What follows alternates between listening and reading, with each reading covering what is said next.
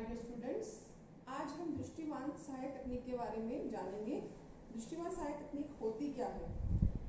दृष्टिमान सहायक तकनीक के द्वारा एक दृष्टिबाधित व्यक्ति अपने स्थान से वातावरण में जहां वो जाना चाहता है, जहां उसको पता नहीं है कैसे जाना है, उस समय वह दृष्टिमान व्यक्ति की सहायता लेता है। कुछ परिस्थितियों में दृष्टिमान व्यक्ति की सहायता लेना दृष्टिबाधित व्यक्ति के लिए अनिवार्य होता है, जैसे सड़क पार करते समय, अपरिचित वातावरण में चलते समय इत्यादि। दृष्टिबाधित व्यक्ति को सामान्यतः दृष्टिवान सहायक के बाईं ओर रहना चाहिए, यानी कि राइट साइड। दृष्टिबाधित व्यक्ति को चाहिए कि दृष्टिवान सहायक की बाजू कोहनी के थोड़ा सा ऊपर इस प्रकार पकड़े कि अंगूठा बाहर की तरफ हो। जो उसकी पकड़ है वो निश्चित करनी चाहिए। दृष्टिबाधित व्यक्ति को अपने दृष्टिमान साथी की कोहनी का ऊपरी हिस्सा इस प्रकार करना चाहिए जिससे वो उसको टाइट ना फील करे, उसको पेन ना हो, उसको दर्द महसूस ना हो, उसको कोई कष्ट ना हो। और इतना भी लूज नहीं करना चाहिए कि साइड आगे हो जाए और दृष्टिबाधित व्यक्ति पीछे हो जाए। इन बातों को दोनों को ध्यान रखना चाहिए।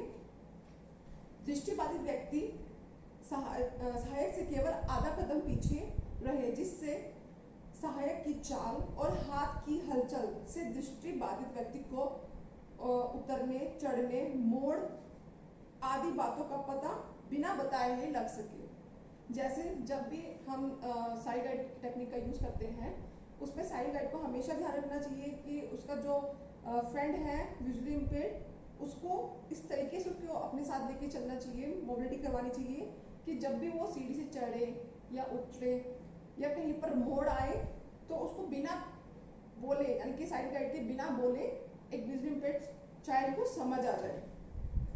जैसे संकीर्ण रास्ता आने पर सहायक को अपने मार्गदर्शक का हाथ थोड़ा पीछे कर लेना चाहिए, जिससे दृष्टिबाधित व्यक्ति उसके पीछे चल सके। जब भी कोई भी संकीर्ण रास्ता यानी कि ऊबड़ खाबड़ स्थान आ जाए, उस टाइम जो साइड गाइड होता है, दृष्टिमान व्यक्ति होता है, वो अपना हाथ पीछे की तरफ कर लेता है, जिससे जो हमारा दिव्यांग साथी है उसको चलने में आसानी हो। संकीर्ण रास्ता खत्म होने के बाद वापस पहली स्थिति में चलना चाहिए। जैसे संकीर्ण रास्ता खत्म होगा, यानी कि ऊबड़ खाबड़ रास्ता खत्म होगा, दृष्टिमान जो उसका साथी है वो अपने दिव्यांग दोस्त को बताएगा कि अब संकीर्ण रास्ता खत्म हो गया है। यह सरफेस से, यानी कि जो सरफेस है, समतल जगह आने पर दृष्टि बाधित स्टूडेंट को या उसके मित्र को अपने आप महसूस होगा, क्योंकि प्लेन सरफेस पे हमें पता चलता है कि प्लेन सरफेस है। ऊबड़ खाबड़ पे हमारे पैरों से हमें पता चल जाता है कि रास्ता ठीक नहीं है। नेक्स्ट, रास्ते में आने वाली अड़चनों के बारे में दृष्टिबाधित व्यक्ति को सूचना देनी चाहिए। सीढ़ियों के पास पहुंचने पर या उतरते समय या चढ़ते समय सूचना दृष्टिबाधित व्यक्ति को देनी चाहिए। यदि सीढ़ी पर रेलिंग है तो उस पर दृष्टिबाधित व्यक्ति का एक हाथ रख देना चाहिए, जिससे सीढ़ी खत्म होने पर, मुड़ने पर आदि बातें दृष्टिबाधित व्यक्ति को पता चल सके। जैसे सीढ़ी हम चढ़ रहे हैं सीढ़ी पर ऊपर की ओर, और हमारे दृष्टि दिव्यांग मित्र के हाथ में या छात्र के हाथ में केन नहीं है, स्टिक नहीं है, तो उसका हम एक हाथ रेलिंग पर रखेंगे, जिससे उसको पता चल जाएगा कि अब हम ऊपर की तरफ चल रहे हैं।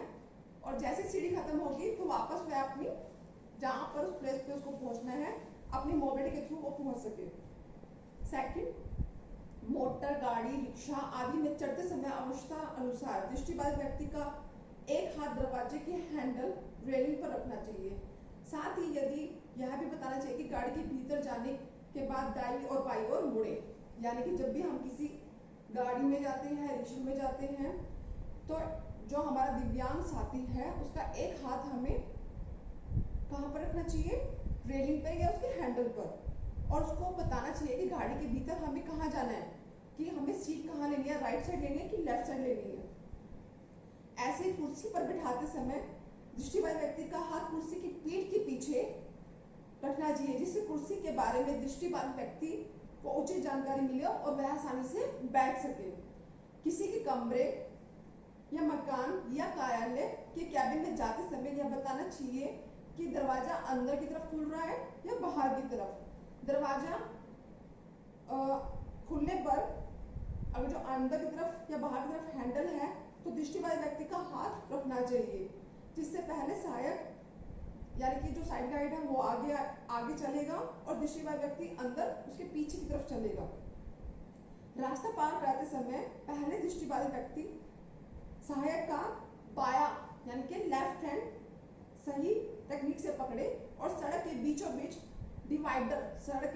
डिवाइडर बना होता है, वहां पहुंचने के बाद बगल बदलनी चाहिए यानी कि उसकी साइड चेंज कर लेनी चाहिए उसको, और सड़क का अगला हिस्सा पार करने से पहले दाएं हाथ पकड़ लेना चाहिए। ये थी साइड गाइड टेक्निक। इसके जो प्रैक्टिकल है मैं आप लोगों को अपनी नेक्स्ट वीडियो के द्वारा आपको बताऊंगी कि दृष्टिबान सहायक तकनीक का जो मैंने अभी आपको थ्योरेटिकल पार्ट बताया, जैसे इंडोर मोबिलिटी बताई, किसी के रूम में कैसे जाना है, किसी के ऑफिस में कैसे जाना है, किसी के अगर हम किसी के पर्सन के हम घर गए तो उसके किचन में अगर हम जाने की हमारी इच्छा है या हमें वो किचन में बुला रहा है तो हमें वहाँ पर कैसे मूव करना है। साथ ही जैसे हम किसी के घर जा रहे हैं या अपने स्कूल की बिल्डिंग में हमारी स्टेयर्स हैं तो हम स्टेयर्स पे कैसे चढ़े कैसे ना चढ़े, क्योंकि हम कभी किसी अननोन प्लेस पे जाते हैं तो सीढ़ियों पर हम कैसे चले, सीढ़ी कितनी चौड़ी है, वहाँ रेलिंग है या नहीं है। अगर जो हमारे पास वहाँ सीढ़ी पर रेलिंग नहीं है, सिर्फ एक ही साइड रेलिंग है, तो अगर जो हमारे पास केन है तो हम कैसे स्टेज पे अप एंड डाउन कर सकते हैं। और साथ ही हम अगर जो किसी के ऑफिस में गए तो हमें चेयर पर कैसे बैठना है, या अपने क्लासरूम की चेयर, क्योंकि सभी चेयर्स का साइज और उनकी शेप डिफरेंट होती है, तो कल मैं आपको चेयर्स पे कैसे बैठना है, डिफरेंट चेयर्स पे बैठना भी बताऊंगी। और साथ में साइड गाइड कैसे एक विजुअल इम्पेयर्ड की हेल्प करता है और नई नई चीजें साइड गाइड भी सीखता है और एक विजुअल इम्पेयर्ड भी। आशा करती हूँ आपको मेरे इस वीडियो के थ्रू और इस लेक्चर के थ्रू साइड गाइड टेक्निक अच्छे से समझ आई होगी। धन्यवाद।